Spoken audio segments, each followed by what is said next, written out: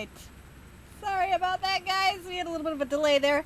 Good evening, and welcome back to Mystic Hour, a live podcast about all things mystical and nerdy, right here on Proficiency Bonus. I'm your host, Christy Mystic Water, and each week we'll be having some chill roundtable chats with all sorts of awesome people discussing all the geeky fandoms and hobbies and cultures. But before we begin, part edition of Proficiency Bonus, we do have a couple shout-outs. First and foremost, thank you to Streamlabs for sponsoring us. They offer amazing tools for streaming with alerts and applications. We've been using them on Proficiency Bonus since the beginning, and I use them on my personal Twitch channel as well. Their widgets are really fun and easy to use, so you should definitely check them out. Also, a quick shout out to Nightshade Creations and Many-Sided Dice for always supporting us. Thank you. But without further ado, I'm going to take you guys, well, you guys are already here because I done screwed up my intro, but you're already here, so you already see them. So I'm going to unmute them so you guys can hear them. Here we go. Oh, no. There we go. Everybody say hi! Hi! Twitch chat, can you just let me know that the audio on my guests are good before we start? Thank you for the compliment. Cool. What was the compliment? Cool hair. Yeah. I just dyed it for the stream. Yay! It's so beautiful. So our guests tonight, we have Keiko, Breeze, Jenn, and Lauren. So I'm going to start with Keiko, and you can introduce yourself, where you're from, what you do, any social medias if you want to plug. Feel free. Take it away, Keiko. Okay. Hello, everybody. I am Keiko. I'm currently living in Vancouver, Canada. Hey, yo. With same place as Christy. What was that? My name, where I'm from, and then I already forgot. Social media. So I do cosplay photography on the side sometimes. So if you guys want to check out Cat Monkey Photography, that would be really appreciated. Might see some Critical Role content soon. Soon. Yes. So excited. All right, next up we have Breeze. Hi, I'm Breeze, otherwise known as Mackenzie. I am based in Massachusetts, and I actually work at Wyrmwood, which all of you guys know from Critical Role. You didn't tell us! That's why! I was like, don't tell me anything! Oh my god. Wow. Oh my god. I am shook.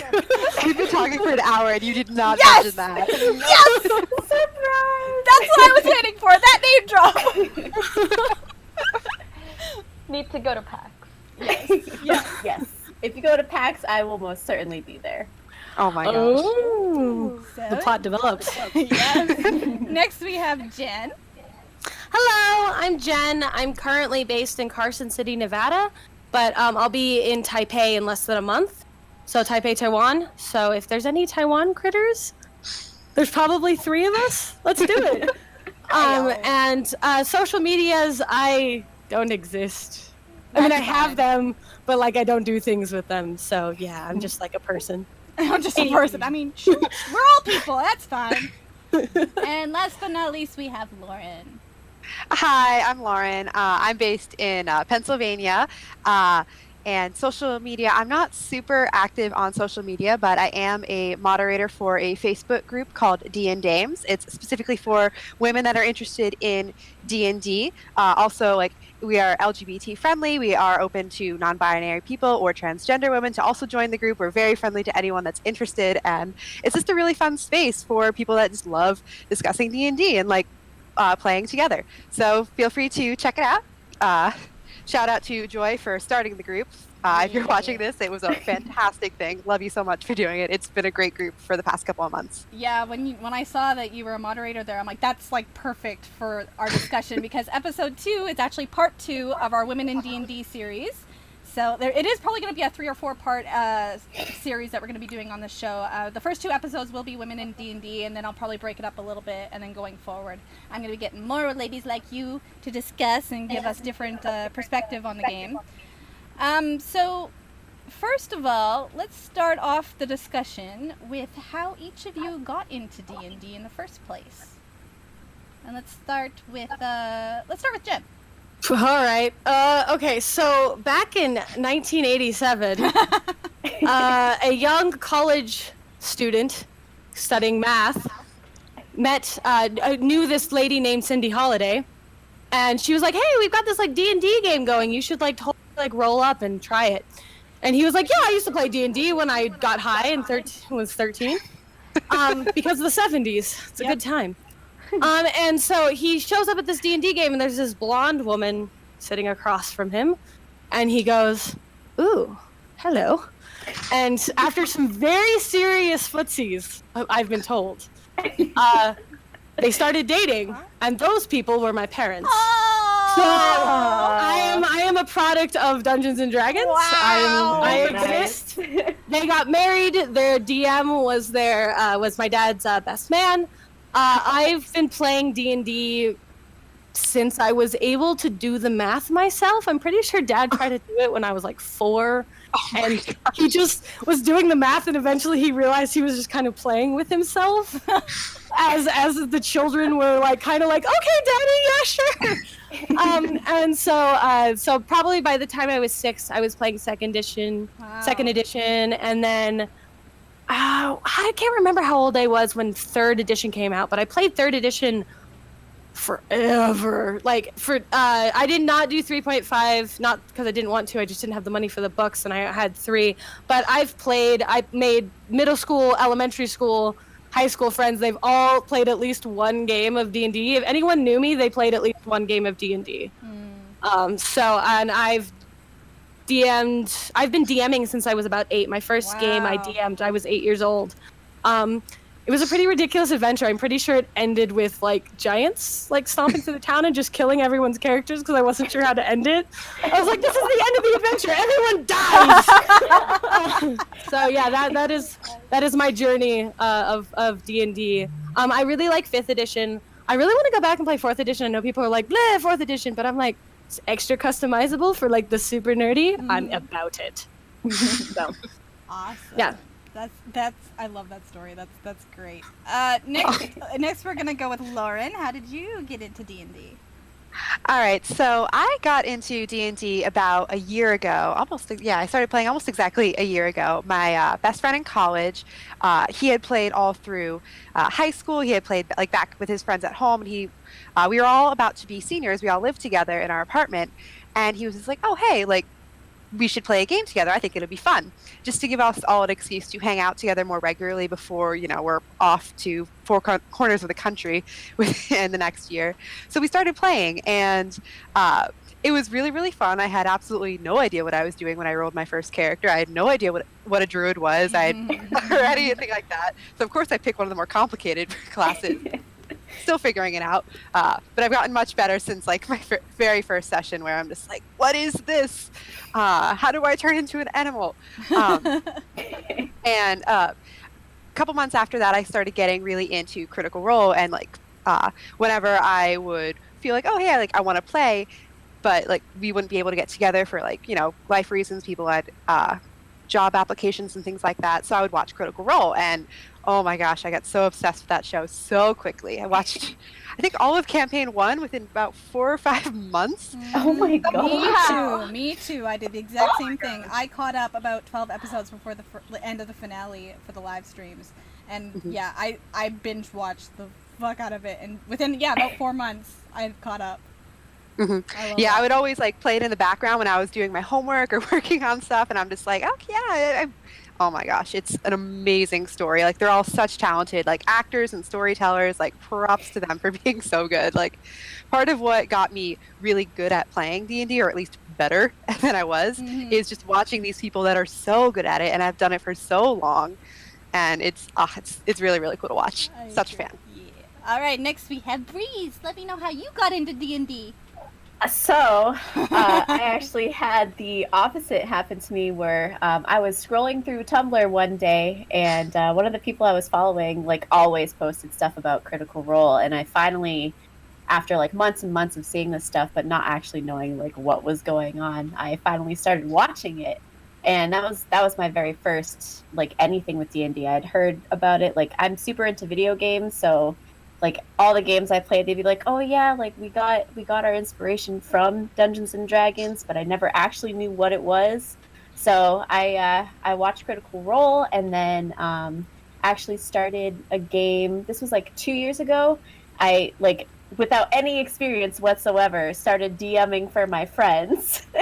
Yes. And all of them are based throughout the country. We have a few in California, a few like East Coast over here. So we did everything on Roll20, and I was DMing for them for a really long time. And I like when I started working at Wyrmwood, I also joined their actual game, so that was really cool. So I'm in that now. Nice. And yeah, That's so so like cool. my D&D like background is still kind of like forming itself, but I'm loving life right now. I absolutely love it. And incidentally, my first character was a druid too. So Hey, mine too! Mine too was the first. My first was a druid as well. That's awesome. Oh my gosh. Druids. twins, All right. triplets. Keiko, last but yes. not least, how did you get into D&D?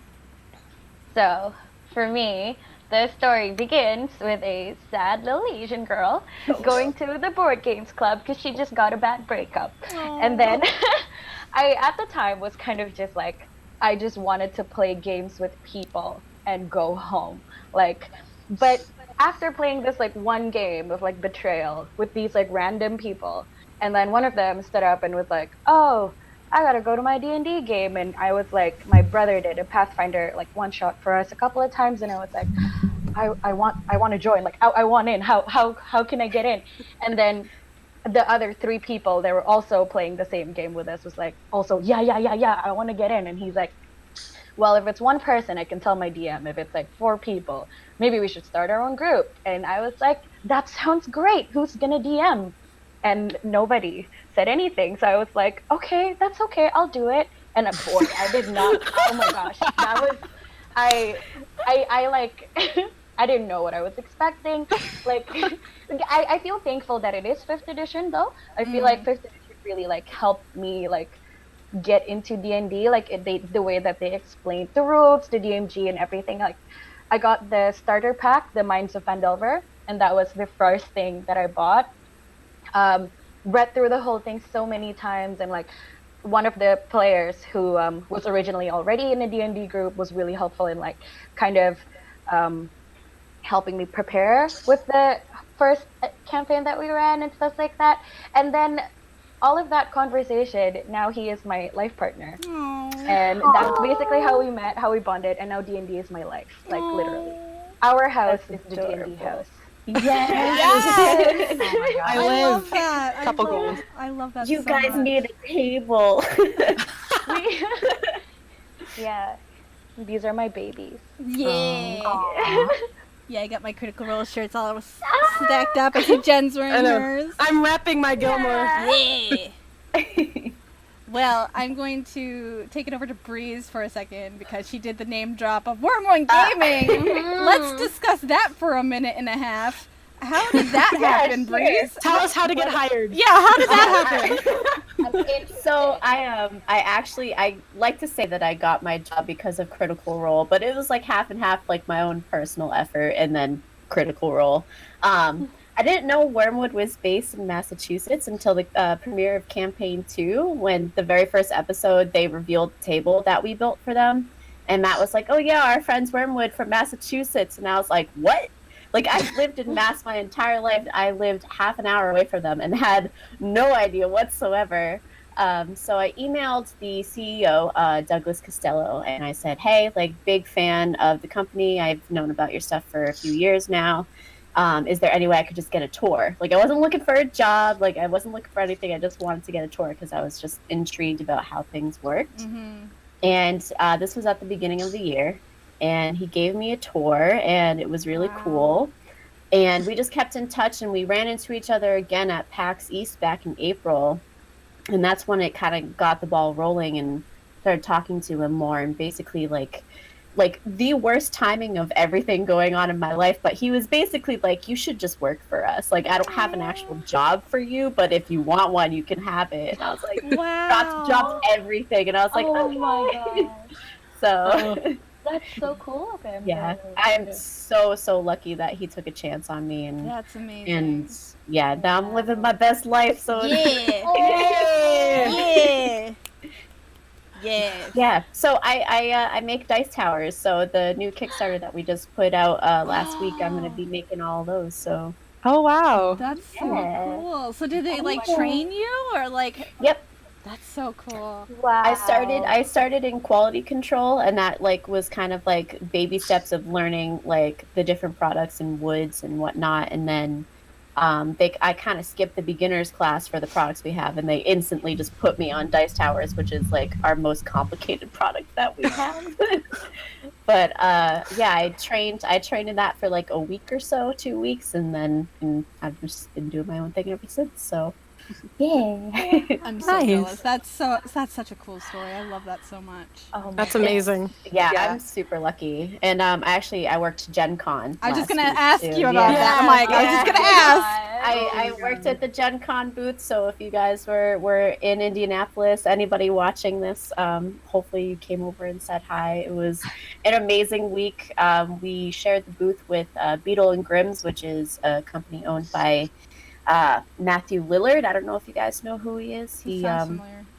He played Shaggy in the live action Scooby Doo. Oh, okay, yeah. So he shared our booth with us the whole week, and he was really cool to work with. And I incidentally met some of the cast members of Critical Role. Oh Yeah. my gosh, that's amazing. They were super incognito, so I couldn't like take pictures or anything. But I met Taliesin Marisha and Brian W. Foster, and was able to chat with them for a little bit, and life made. It was so great. It was Oh my awesome. gosh. I'm so That's awesome. jealous. I'm so Yeah. jealous. On that note, is there anyone else in this group? Because I've met Laura and Travis. And has anyone else met any of the cast? I think Keiko has. I have Yeah.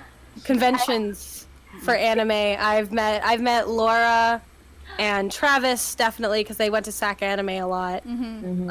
And so I saw them, and I've met them before, but it was always like, I really like you and Shinchan. I really like you. Right, yeah. So yeah, I had I actually didn't know I was Critical Role was kind of one of those things. My friend kept telling me to watch it, and I was like, okay, yeah, whatever. And she was like, no, Laura and Travis are in, and I was like, where's the link? that was like the whole yeah. But I think, okay, who else have I met? I have met Taliesin, but I didn't really know who he was at the time because I was super into he worked on Van Helsing, Right. and I was like really into Van Helsing, and so I went to a panel with like a bunch of different people for Van Helsing. I think it was at Anime Expo, trying to remember. Sounds about But right. yeah, and so I like met him, and I was like, oh hey, and then like talking to like Crispin Freeman. So I'm like, oh, missed opportunities. Missed opportunity. Missed connection. Oh my gosh. I actually met Matt Mercer in the streets of Seattle, like talking to a person who didn't know who he was about a charity that he's running. And Matt Mercer, like the angelic person that he is, like stood there, listened to him, ask questions about like the charity itself. I couldn't parse anything. My brain was going blank. Like I couldn't even breathe. I was just looking at him, and my friends were like, "Oh, this the guy! This the guy!" And I was like, and then it was just so surreal. Like he took pictures of like all of the pamphlet and was like, "Thank you so much for telling me about this. Like we'll get back to you." I was just like, wow, he didn't know who he just shook him. But I approached him, and the only thing I could say is literally just, I love you. Like, just Accurate. no nothing. I was just like, I love you. And then I was like, can we have a picture? And he's like, sure.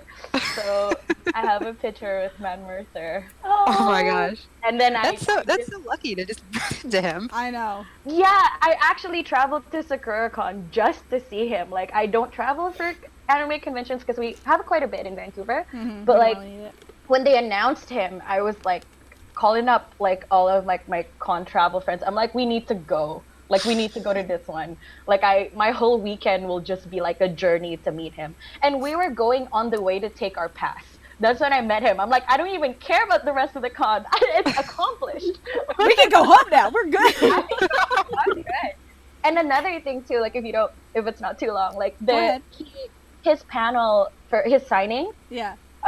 too many people wanted to go in it, which makes sense. Mm-hmm. So then it was full for like all of the days. Like we were lining up, going in circles, and still couldn't make it. And then he posted on his Twitter being like, I'm so happy that so many people are supportive. I talked to SakuraCon and we organized an extra like signing, like on his free time. On his free time. Not even like, so it was insane. Like I feel like he just loves his fans so much that it's like, you know, I'm like, this dude, man, my role model. Like, yeah. Yeah, I feel that way about all of them, to be honest. Yeah, they're just wholesome people. I feel like they're just great. Like, one of them is like a murderer. I don't know. We won't know. Like, because it's Allison. so, Let's be real. Yeah, we all know who it is. That is true. You live for 1,000 years. You're gonna murder someone eventually. Oh my god. Lauren, did you meet any of them? I did not, actually. I mean, I got into the show a bit more recently, and as a poor college student, I couldn't really afford to fly out to go to any cons. So, yeah, never met any of them, but I would love the opportunity to. I was thinking about getting a ticket to the Philly Comic-Con coming up, since they're going to come. They're having a panel for that, but I missed out on getting tickets, and it's sold out for that day now. So I guess I'll just wait until next time. But, I mean, they make so many appearances, and there's so many opportunities for it. So like, I went to see them. I just went to like the Emerald City Comic Con. I had never gone, and I was only going just for them. And it was like her last like con appearance while pregnant, basically. And so I got to take a picture with Laura and Travis, and I got a hug from both of them. Like, the staff was kind of pissed off that I asked for a hug from both of them, but I didn't give a fuck. I'm like, I need to hug. I need it. I need it in my soul. I need it. And they were so sweet because they came in late. They had, I think their plane was delayed or something. So for one of the signings, they came straight from the airport to the signing. I think it was on like little to no sleep. And Laura's pregnant. Yeah. And like, they came in and just sat there for hours, like signing stuff and meeting the critters, and they took a 5-minute break so Laura could go to the washroom and just like refresh herself, and they came right back. And like, because they had missed the flight, like they had missed the previous signing, and they just continued going for an extra like 2 hours because they missed the previous signing. Wow. I'm like, you people are angels. You're pregnant. Go lay down. Like actually though, that's what I meant. Like, I feel like they're just genuinely like nice people in general, you know. It's like they're appreciative to like the people who love their craft, but I think it's at the core of it, they're just nice people, because it's, you know, you can be appreciative and still be a dick about it, I feel like. Like, oh, man. Well, yeah, they're super chill and down to we can earth. talk about the cast being amazing all freaking day because it's true. But I'm going to switch the topic for a minute. When you first got into game, or before you even got into D&D, what was your first impression of the game, and how has that changed now that you're in it? Anyone? That's a weird question for me. Okay, so yeah, for you it's a little bit different. Yeah. So D&D for me for a really long time was like family night. Like, I know some people would like get together with their family and like have like a board games night, or, you know, or have like a movie night together. So D&D was our like family. Everyone sits together at the table for like 8 hours. We would go hardcore, and so it was always kind of a really personal thing. And then when I realized you could play it with other people, the first time I DM'd, I was like, wait, I have friends. I'm going to make them do this. And that changed it for me, because I realized that I could start all these like ideas in my head and all these things that I wanted to do that my dad could sit through maybe 3 hours of like an 8-year-old DMing. Yeah. And like, kudos to him for like making it that long. But, you know, a bunch of 8-year-olds with an 8-year-old DM, we had a blast. It was amazing. And then for a really long time, it was kind of like, I've always felt like it was really culty. So I went to, it's also the region that I live in. I live in a very rural kind of religious Mormon region. And so because of that, you know, a lot of people would be like, let's play D&D. And they'd be like, Satan. And yeah, it's got that stigma. It's not. And then in college, I found a good group that I played with for pretty much the whole time. Oh, we lost Lauren. We lost Lauren. Sorry, Twitch. It's gonna look a little wonky. Oh, there we go. Okay. And it was always just something that like I had to teach people. It was always like the thing that I introduced. I was like for 95% of my friend base I was their introduction. So it was always something that I showed people. It was always this thing. And when I came back from China in 2015, that's when my friend was like, Lauren Travis are in this thing, watch it. And they were around episode 40. So I binged all the way up and caught up by the Umbersil fight. Nice. And started watching it, and it was really nice to see other people enjoying this game. It was 5th edition, so I was like really confused for a little while. I was like, what is happening? But it now getting to meet people and be like, oh, I play Dungeons and Dragons, and to not have blank stares. Right. Yes, I agree. I'm just 100%. like, it's so nice. This is my time. I'm so glad I'm alive. Like, yeah. So for me, it's really great. I really love that it's the thing. I love that it's a thing now, and that people, because getting a group of people together who are like from different aspects of my life, and like putting them together and playing D&D with them, it's just really nice, and everyone like wants to do it now. It's not like I don't have to like pull teeth and be like, come, I will be your DM. Now I'm like, I DM, and I suddenly have 15 friends that I didn't realize I had. Like, so back up, there's like 5 places at this table, go away. Yeah. So I really like that aspect that now that it's become popular. What about the rest of you? Yeah, I feel like growing up, I kind of felt like there was slightly a negative stigma around it. Not necessarily like the whole satanic thing, but that it was just for like kind of like loser nerds sort of thing. And that was like a very minimal, like I never really heard about it past that. And then to like actually like get into it and start watching Critical Role and start playing it myself, and it's just blown up into being like, this is what the cool kids do kind of thing. At least like that's how I see it. Yeah, especially like, I think that's accurate. Yeah, like for sure. Especially like you have people like actual celebrities playing, like Joe Manganiello, like you know, people who are stereotypically like the cool kids playing like a nerdy ass game. But no, like it was negative at first, and then you know getting into it is completely just, different it's ball game. Yeah, completely different. Yeah. It's the greatest thing. I love it. I agree. Yeah. See, like for me, like I have brothers too, and we were like super into board games as a family, and like video games as well. So I kind of like growing up, like I'm used to like being the loser nerd doing loser nerd. But it's not as bad. I feel like when you're on the outside looking at them, you're like, oh my gosh, like poor loser nerds. But if you're on the inside, honestly, it kind of feels pretty chill. You get to do what you want, and like you get to play with people like who also enjoys the same thing as you do.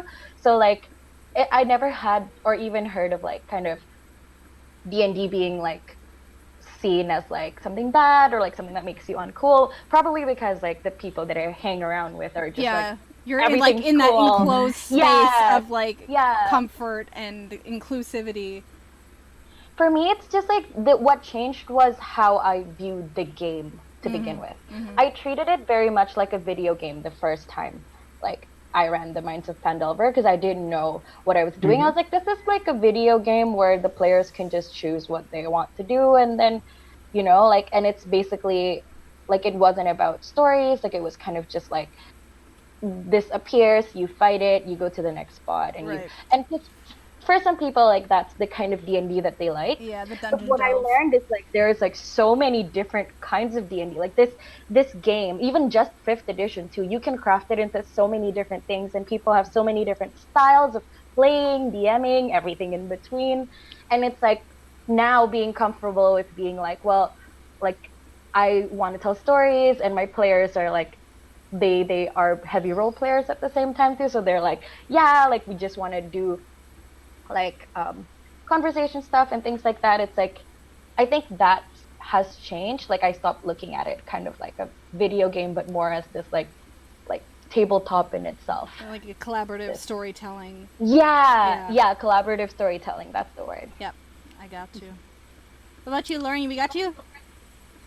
I mean, I like kind of knew what D&D was. It was kind of like this thing that really nerdy people did that I kind of was aware of in the back of my head when I had a couple of friends that were really into D&D when I was in high school, but it was never really anything I did. I was just like, oh, that's for nerds, not realizing like, oh wait, yeah, no, I'm a nerd. And so like it was when I first started playing, like I had a very hard time getting rid of that video game mentality of like, oh yeah, like you're playing this game, you're the main character, you're gonna go. And like to this day, even like with my first group that I started playing with, like I would always like try to be like the main character and the hero, and I'm like, wait, no, like I keep having to remind myself it's not just me. There's 4 other people that also play that also want to be like the main character and have their parts too. That's so a very I'm good like point. Yeah. I like to think that I've gotten a bit better at it now. I'm definitely better at it than I was before. Like, oh gosh, I was so cringy the first session I played. But it has gotten better. The thing that I still catch myself doing is whenever my DM is like giving a recap, I would always interrupt and be like, oh yeah, and then we did this, and then we did this, and you'd be like, Lauren, could you let me talk? Because he's a fan of Critical Role, and he would love how Matt did his recaps, and that was before I started watching the show, and I was like, oh wait, this is a thing. This is what you wanted to do, yeah. Oh shoot. So I like realized it. I'm like, I feel like such a dick. I'm so sorry. Oh. Well, kind of going off of that, like things that you've learned or things that you've developed, how do you guys go about creating a character, even if it's not your first character? How do you go about creating a character with like race, class, and personality, and how do you develop it going forward? Anyone? So I've done a couple of things with making characters. Like my very first character that I rolled was a water genasi coastal druid. And with her, I was basically just trying to make a character that was like Katara from Avatar: The Last Airbender. Yes! I just wanted a waterbender. Approved. Approved! So I choose the race that's fucking blue and can like play around with water and do these cool tricks. And I'm just like, okay, so like what stats, like what works with this? And it just kind of went from there. And I'm like, oh, druids have nature magic. That works with this whole Avatar thing I've got going. Not realizing that like Keyleth from Critical Role was basically Aang. Yeah, basically. Oh no, I think we lost you. No. Lauren! Come back, Lauren. Lauren. Oh no. Pulling her spirits. Right in the middle of her. Oh, there she is! There she is. I just lost visual with you guys. We got you back. All right, You're back. Okay, Yeah. sorry. I'm having a lot of technical difficulties. My internet is, for some reason, it hates me right now. And there she goes again. And that's for talking shit about the internet. I know. Kind of jinxed myself there. But another one of my characters I rolled, it was a cleric. Oh no. Girl. I keep losing you guys. Yeah, you keep cutting out. You know what? Someone else talk. I'm going to try to figure it out. Okay, we'll come back to you. We'll come back to you. So when I do character What's creation, going on here? it really depends on what I'm going to do. So for a lot of NPCs that I make, I do like, what kind of person do they need to meet? What kind of person would be interesting for them to meet? So sometimes I'll make them like opposite of like a player character. So they meet this person and then they're like, they instantly dislike them, but they're not really sure why. And the rest of the group's like, no, he's fine. Or, and so it kind of breeds this like, let's develop your character a little bit more. Sometimes, so when the very rare occasion that I get to play, I often will start with an idea. So the character I'm playing now, and if anyone is in my game watching this, Go turn away. away now. Spoilers. Go away. Turn it off. Turn it off. Abby, her full name is she's a healing cleric to Sarenrae, or to forgiveness, because we're in Eberron. So to forgiveness, but she was she was in the second layer of hell. She was in the hells, and she was a slaver, and she escaped the hells to go like on like a human run, like to go pick up some people, and she essentially realized that like this is better than hell, and she like stayed in the material plane, and she then got herself into trouble because she had like these really selfish tendencies, and the only person who ever showed her kindness was this cleric from this temple that like worshipped forgiveness, and so she became obsessed with the idea of forgiveness. So but that whole like this whole story and this whole like redemption arc that she's like trying to do, and she's not very good at it. That's like kind of her like issue, is that she tries her best to like enact these principles but can't. And so hers was just, her whole idea was just this idea of like, what if I had a character that was just like forgiveness?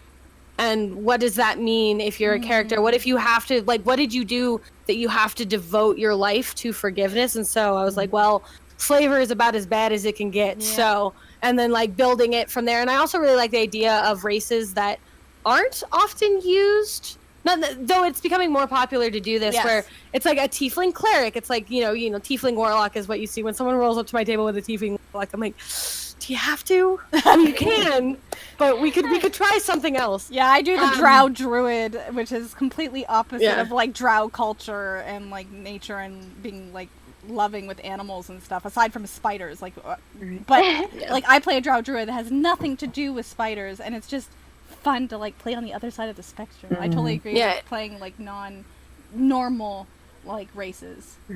I like it because as a GM, when your players' characters branch out and they start really telling their own story, and they've got kind of these weird, like, it's like, well, okay, this is unusual. Why is it unusual? Or is it normal where you're from and everyone else is just looking at you weird? Like, you can create so much character from that. I really enjoy it. I'm obsessed. I often write backstories before I roll stats. Me too. So, or I at least have like a basic concept before stats ever happen, and then I pray that the stats work out. Because, like, sometimes those dice. Oh. Sometimes I'm like, can I point by? Can I just point by? Because at least that way I can like decide where things go. Yeah. So, what about you, Breeze? Well, all right. So I have a tendency in like every single type of game that I play, I always am inclined to play like a support character. So a lot of like my D&D characters are supports. And my very first one, my druid, Aranis, like she took a lot of inspiration from Keyleth actually, and very much myself as well, in the way of like she's very quiet, sweet, like just wants to care for her friends. But, you know, if you've ever played any sort of game where you play support over time, you just start to hate life and hate everybody. So I still have a tendency to go support, especially like if it's what the party needs. But I try to like have a character that makes it more fun in a way, instead of that like go to like motherly sort of, you know, patch you up after a battle thing. Like the current game I'm in now with Wyrmwood, I'm playing an Asmar Paladin, but she's there, like she's really only concerned about herself. Like she can heal you if you do something for her, but basically like in terms of being like a healing character, she doesn't give two shits about anybody else.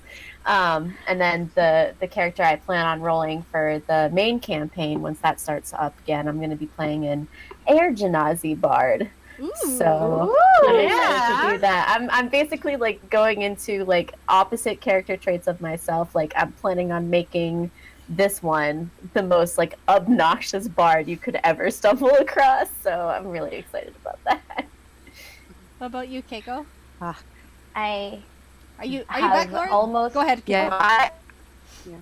I absolutely love bards as a class. Like they're so fun, but like they're tricky to play. Like I have so much trouble coming up with like all the things on the spot, but they're really, really fun.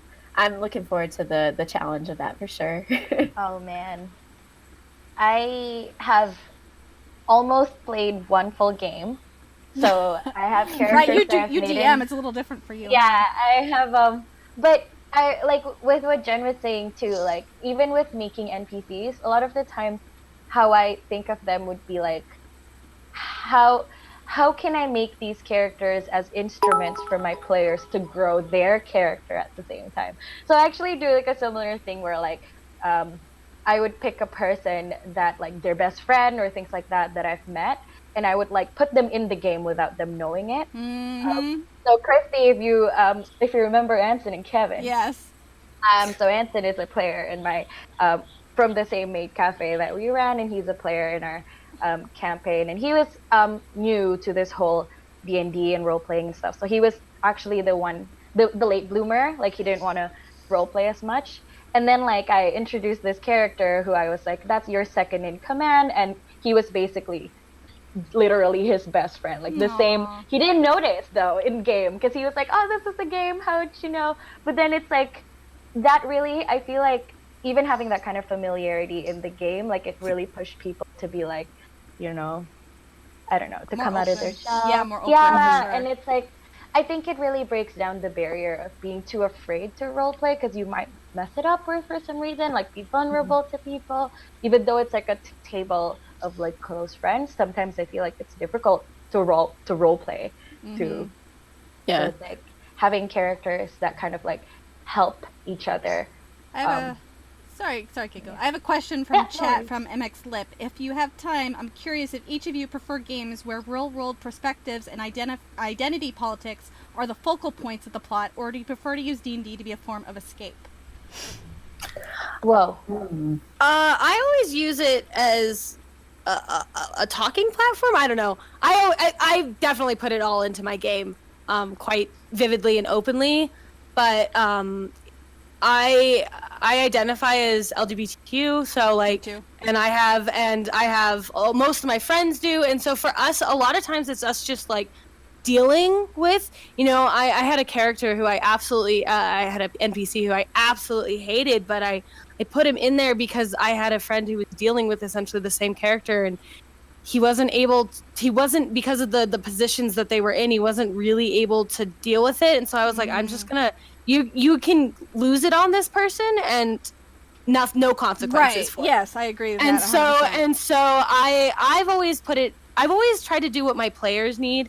Some of my players need an escape, and there is no real world politics, and you have to, but I personally prefer it to be real world platform and a way of working through it, because I find that sometimes I encounter NPCs or people in games that then when I encounter similar types of people or people who have particular character or personality trait, I'm like, oh, I know how to deal with this person because I've already dealt with you. And it's, you know, anything you say is not a surprise. So that I like it that way, but I'm also very comfortable as a DM, and I totally understand when DMs don't want to do that, because I like sit my players down. Pre-session is like 5 hours long because I sit my players down and we have a discussion. Set expectations. Yeah, what we can and can't do in game, and what you know, for, you know, I've DM'd for very interesting groups of people, and I've been paid to DM before. Nice. And you know, when that happens, I have to be like, okay, I need to know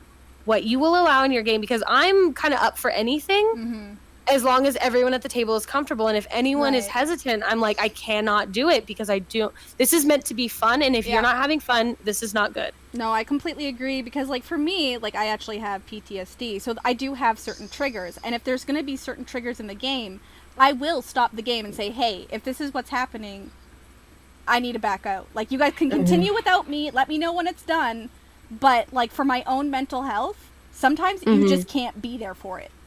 And that's completely a valid reason to ask to be removed from the game, at least for temporarily reasons. Like, it's just, you have to make sure everyone at the table is comfortable before you continue.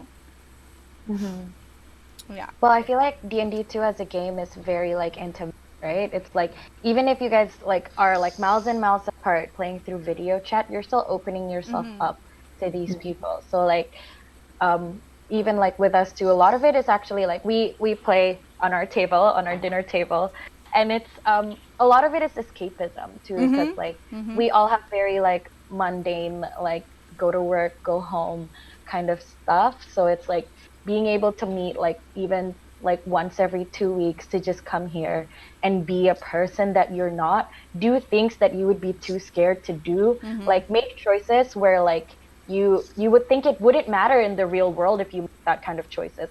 But in this world, it does matter. It does matter that you chose to save this one girl from like a person who was about to beat her up. Like, it does matter that you choose to spend time finding medicine rather than finding money, you know, that kind of stuff. And it really, you can really see it in their faces too when they felt accomplished. The accomplishment is real, you know, like the game and everything that they went through, it's escapism for sure. 100%. But like their accomplishment and their laughters and everything, their tears sometimes, it's real. And for me, that's what's really beautiful about this. 100%. Yeah, the lines have a tendency to get blurred, and that's Yes. definitely not a bad thing Yes. at all. Like as a DM, I like to bring like real world stuff into my campaign just because it's like inspirational in terms of story. And I feel like as a player, like I'd rather play in a game that has that rather than it being like super high fantasy, because it kind of grounds you and makes you connect like as a person, and just makes it more important to you and just more real. Like it affects you on a deeper level for sure. Yeah, I agree. On that note of whether it be at the table or online, how do you feel? What do you feel is the differences between a live game versus an online game? Or is there a difference? I think there is. At least like the game I DM with my friends that are based around the country on, like, we do it on Roll20. And I think there is a huge difference between like doing stuff online and, you know, I have to take the time to set up different maps and all this stuff, and you know, you have to deal with technical difficulties, whereas like in real life you're a lot closer to Speaking of who you're technical playing difficulties. Oh no. She was fine for an hour and a half, guys, and now on stream, it's just not loving her. Oh no. Poor Sorry, thing. Breeze, I didn't mean to interrupt you. No, it's okay. But yeah, I think there's definitely a difference. Not that there's any sort of like negative connotations to playing online, because I wouldn't be able to play with my friends otherwise. But I think if I were to choose, I definitely enjoy like in person more, like being able to actually like roll your dice and interact like face to face with the other players that you're playing with, and actually kind of have that as like an RP aspect. It's a lot more intense that way, I think. See, I don't have that experience because the last time I played a live table game was back in the 90s, early 2000s with my cousin and uncle. So all of my games since, like, because I just got into Critical Role like a year and a half ago or whatever, and that's when I got into D&D. So I just started, like, my very first game was Roll20 with 5th edition, and I haven't had a live game since. All of my games are online. So, I want to play a live game because I feel like it would be more intense. Like, it already gets intense online as it is when the drama's amping up, but at a table, man. One day. One day. Yeah. Keiko and I I feel like it depends, though, on, like, the people, too. Some people really love intensity and being able to, like role play to that extent, like hold hands with your fake brother in game when something bad happens, you know, like some people love that, but other times, like my older brother too, like he likes to stay at home, like he doesn't go out much, and he plays through Roll20. He DMs through Roll20, plays through Roll20, and he is able to have this like amazing experience with these people, even though he could have just played it at your table. With us, you know? But for him, it's like, even if we're in the game, we're at separate rooms through Roll20 because that's what he's comfortable with. And for me, like the technological like aspect of it, like the fact that this technology even exists, helps a lot of people who has like social anxiety, people who couldn't really like go outside to meet other people, like disabilities too, like they're now able to enjoy this game. And like what Breeze was saying too, like it's so cool that you're able to play with your friends literally everywhere, and you guys can still share this awesome moment. Yeah. What about you, Lauren? We got you back, it looks like. Maybe? Yeah, I think like more and more with like, especially online D&D being more and more prevalent. Like I used to play like in real life, like with my roommates, but like now that we're all in different parts of the country, like we're planning on doing an online group, and I'm part of another online group that started. Oh no! Every time we try. Every time. Lauren, you were fine for a minute the moment you start talking. Oh no! Shit. There she is! Yay! I am so sorry. All good. I don't know why my internet is. We had this issue with Zoss too. It's okay. Because your internet knows this is an important thing, and it's just... Yeah. I'm so sorry. What part did I get cut out at? Something about how you were on a second game. Oh yeah, so like my one girl in the group lives in Australia, another girl lives in China, and like so we have to figure out like VPNs and everything when we're trying to have these online sessions, and like the rest of the group lives in just different parts of the states. So it's really really cool and really interesting trying to plan it out because it could be like 6 a.m. or 8 a.m. for some people, and it's like 8 p.m. for us, and it's just like, oh wow, like we got to make this work, and we're like, but we all like really love the game, and everyone's very very flexible and we kind of make it work, and it's such a fun game to play. I play a high elf bard in that one, and she's this really really snobby noble and like has typical high elf. Yes. Insulted about I love it. Yes, do it. It's so funny. Like she has no idea that she's being so rude to people. It's so funny. That's amazing. I do a lot of mixed media games. So I have a lot of live people, but also like 1 or 2 people Skyping in from wherever. And with that kind of game, so that's usually my experience. Is I usually have at least 1 or 2 people who are live, and then everyone else is Skyping in. And when that happens, I have like listeners. So I've learned as a DM to listen because when you're DMing sort of live and I'm standing up, I have to listen for the people who are on Skype. Because they might say something and it might be really like crucial or key or whatever. And so that's been a really interesting skill for me because having played for so long, I was just so used to doing it in person. I was really like gun shy of doing it online. So I wasn't sure how it would work because I'm a very physical DM, and like I'm kind of throwing myself around, and if I'm a creepy character, I'm gonna come crawling up your arm. Like my players know. I accidentally one time I whispered into my player's ear, and he just kind of stopped and just like, don't. And I'm like, sorry, my bad. Too into character, my bad. Yeah, sorry, I was like really excited there. That's been really good, and it's been really good for me because I'm getting better as a DM. I mean, just really I used to kind of try to like hint at my players and be like, you guys should have a conversation, and now I'm really working on the more organic sort of aspect of that and just letting my players kind of do or don't. I've had a really good run of like good role players, so it's been better, but I have not played a game that is fully online yet. Okay. So I have not done it, but I'm probably you're willing. a D&D baby. I think that's fair to like assume. I'm like a little like, I don't know. It's kind of like new technology. I'm about it, but I probably want to be a player first and experience it that way before I DM'd it, because as from what I understand, it DMing in a large game where it's everyone, the whole preparation thing. I have preparation. But like I got like a paper, like I like graph paper, and my preparation is very methodical, and I have like a binder that's full of stuff, and like I often sit with like tissues, and I'll like rip out things that I like need to remember and like put it in. So my books all have like tissue paper in them. Yeah, Twitch chat's saying it must be tricky to do maps with mixed media. It is. So we actually what we did is that I have a screen that's quite tall.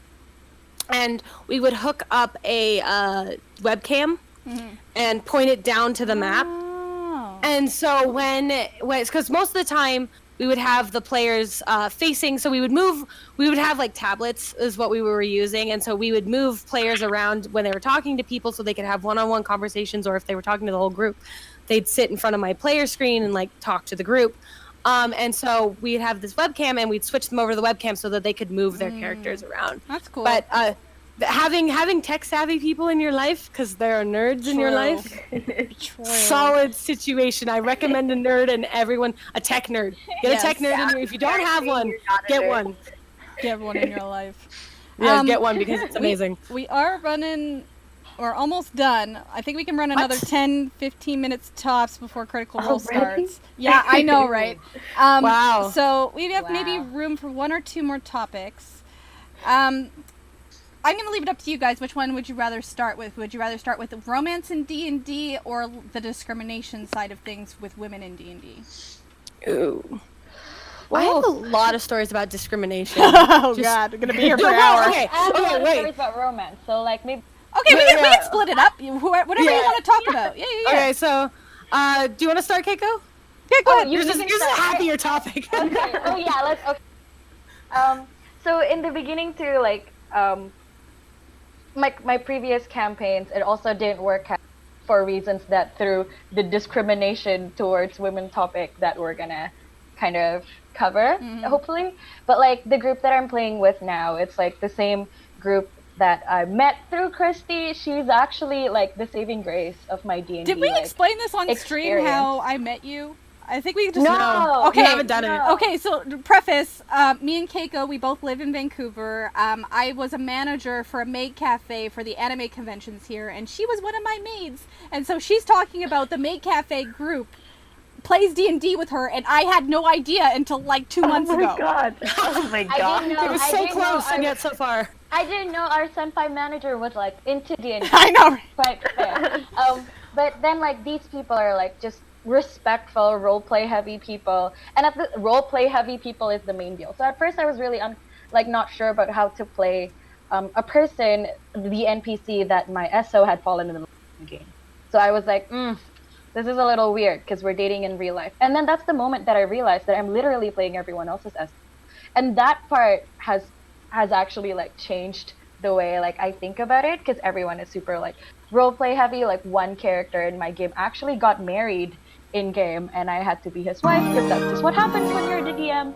And it's like, it's a lot. There hasn't been a lot of like interplayer romance, but definitely like it took them a lot to want to have that romance arc with an NPC to begin with. I feel like that's an extra that you gotta peel, and that's an extra layer of this is just a game that you need to put on at the same time that it's like not a lot of people will be comfortable with it. Like I had a long chat with my SO2 before like I even like brought it up to the group and being like, so romance is okay. You know, I'm not gonna think anybody's hitting on me. You guys are literally all my children.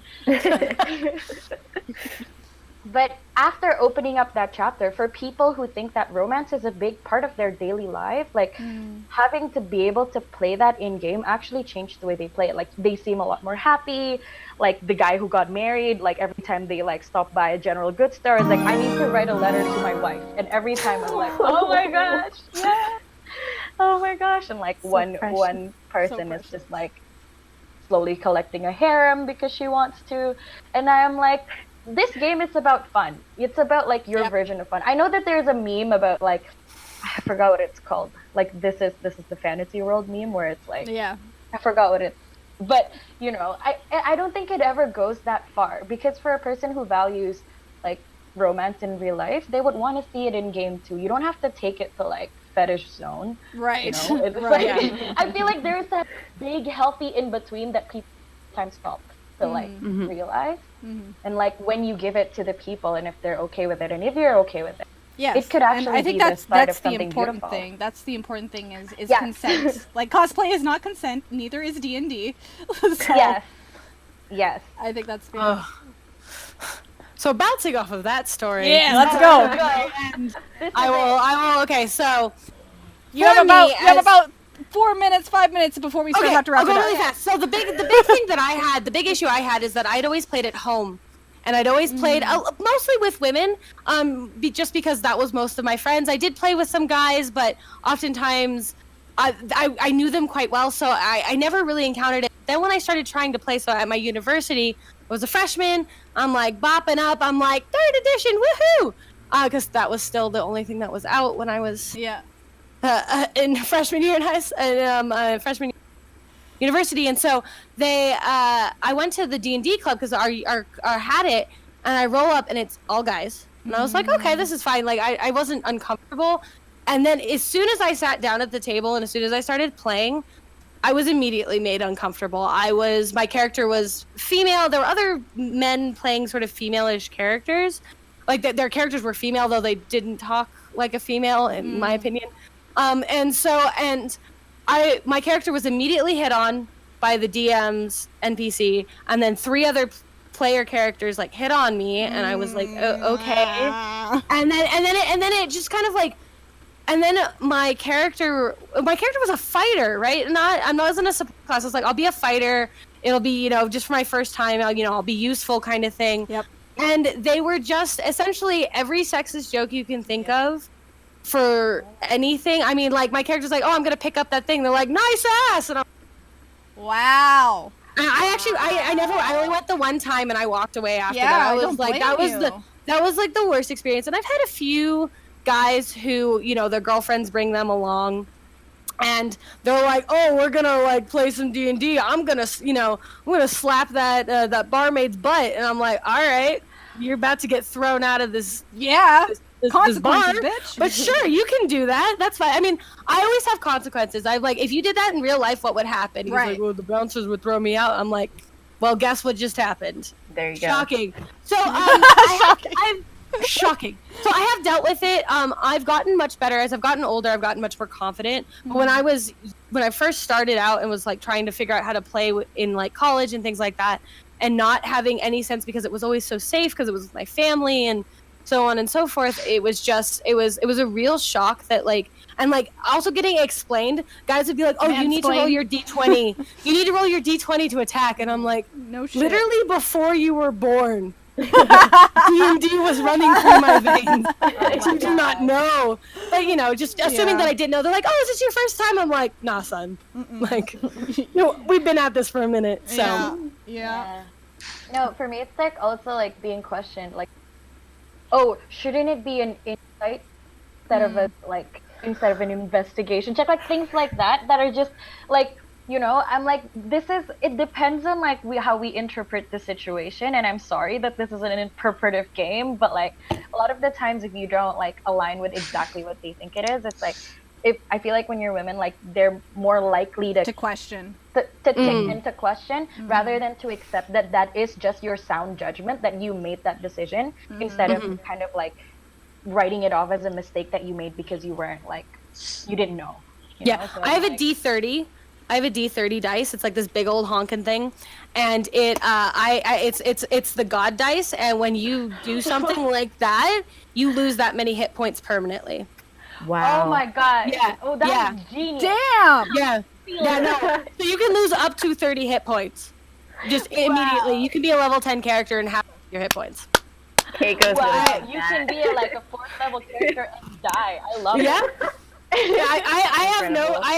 I sometime in the late 2010, in the early 2010s, I just gave up giving a shit. Yep. And was like, okay, I can't deal with this anymore. Poof. Bye. What about you, Breeze or Lauren, whether it be romance in D&D or women discrimination in D&D? Your choice. In terms of like romance, I haven't really had the opportunity to deal with that. My character in the Wyrmwood campaign right now, her backstory actually has something to do with like a significant other, but we've yet to really like broach that yet. But in terms of discrimination, I've actually been super lucky. Like, the groups I've played with have been mostly guys, but they've all been like super inclusive and they've never done any of that like stupid shit. Like, they've all been really respectful about it. Like Twitch chat, this is a disclaimer. Not all guys are. This is not a man-hating stream. Yeah. We're just giving our experiences. Not at all. I have mostly men as my players. Yes. It's just about respect. Just some men are more respectful. I mean, it's good to have both sides of the spectrum. People. That like Breeze hasn't experienced it. We have. What about Lauren? Lauren, have you experienced anything like that? So I mean, I've played in groups where I was the only girl, or I've also played in a group where it was all girls, and I've played in one where it was like it was 2 girls and 3 guys, and then the DM playing. So with the group where I was the only girl, it was interesting because I was friends with the DM before I started playing with them, and the rest of the group, like, they were all in a fraternity together. They were very, very rowdy and like was completely off the rails, like not really paying attention to the story, anything that he had planned. So he actually asked me to join, like, partially to like because I had a bit of experience playing and no one else did. He's just like, okay, like, you kind of know what you're doing, you could help out a bit, and also to like hopefully encourage them to tone it down a bit if there was a girl around. So it was a bit weird because like they were all in a fraternity together, so I didn't really know a lot of them at first, so it was a little awkward, but I never really ran into any issue of like people being disrespectful at the table or anything like that. I do remember at one point someone asked like, "Oh, why is your character so OP?" And I'm like, "She's not OP. She's just really good at this one thing that we're doing that she just keeps doing. I'm absolute crap at everything else." And it's just like, "Oh yeah, I just know how to play my character to her strengths. So that's different." So and so it was kind of interesting, like just that mentality when like my only other roleplay experience or D&D experience had been playing with my roommates and with my other like with that group where we were all kind of learning. We were all just kind of in it together, and there was never really any any issue with like, oh, is it like girls playing, guys playing? Because none of us knew what we were doing really, so we were just kind of learning together and trying to figure it out. I love being able to like play with like newer players. Like when I was new, like I got thrown into a campaign that had already been started, and like versus being thrown into a campaign that's already started versus one that you start together. It's so different. Like there's already a repertoire established when you're thrown in and you're like, "Hi, I'm the new one." Whereas in the beginning, like starting a campaign together, it's like we're in this together. Let's go. Right? Yeah. And I feel like that also helps with like the discrimination like barrier. Yeah. Also, I would say in the last probably 2 years, the amount of discrimination that I've received has gone way down. I agree with that. Yeah. Way down. Because it can no longer be claimed by a certain group of people but it's actually this popular thing. Like I haven't like legitimately I lost my god dice for a while because I hadn't used it in so long.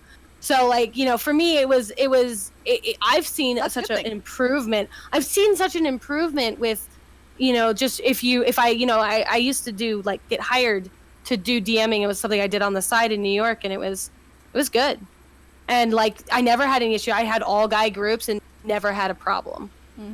So Nice. yeah. All right. Yeah. Well, we're gonna start wrapping it up now. I'm gonna go around the table, just for any last remarks. Maybe something you've learned from your characters or other PCs. Try and keep it short because we are at 6:40 p.m. right now. I know. Okay. I know. It feels so fast, so quickly. Oh man. We'll go around the table.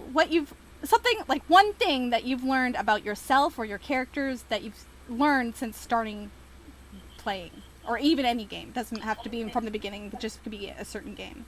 So let's start with Keiko. I learned that there are different types of people and there's different types of play this game. So for me to be able to find this group of people who love to play the game the same way that I do is what I live for. And so to these people, to my players who are on my wall, thank you guys so much. You've made my life so much better. Oh, Lauren? Lauren, can you hear me? Yeah, sorry. Okay. Still spotty internet. So I mean, I guess like one thing that I've definitely like learned about like myself with like playing D&D and with roleplay in general is it kind of reinvigorated like this like. Oh, there she goes. Oh no. Every time she talks. Why is it every time she talks? She's fine when she's not talking. Oh, R.I.P. internet. Oh no. We need you. We're back. Uh-oh. There! Yes! Yes! Finish quickly. Quickly, Lauren, quickly! So sorry. I don't know why this is happening. It's okay. But I think to continue where I guess I got cut off. And she gets cut off again. I get cut off. It's really frustrating. Oh my god. I hate my Wi-Fi provider right now. Oh my god.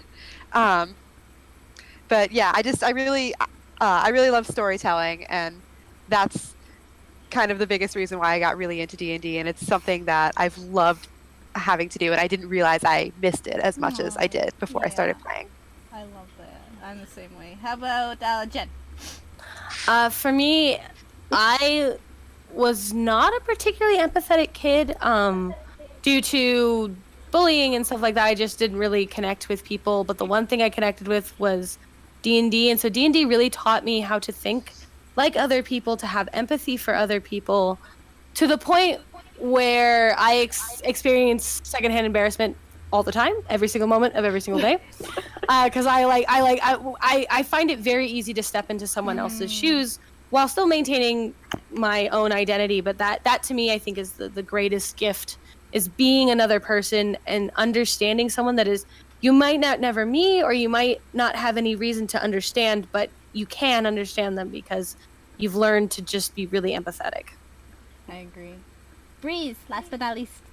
All right. I guess something that I've learned, well, two things I've learned. One is that, like, with everybody I've ever played with, I've kind of noticed that there's always going to be a piece of themselves in their character.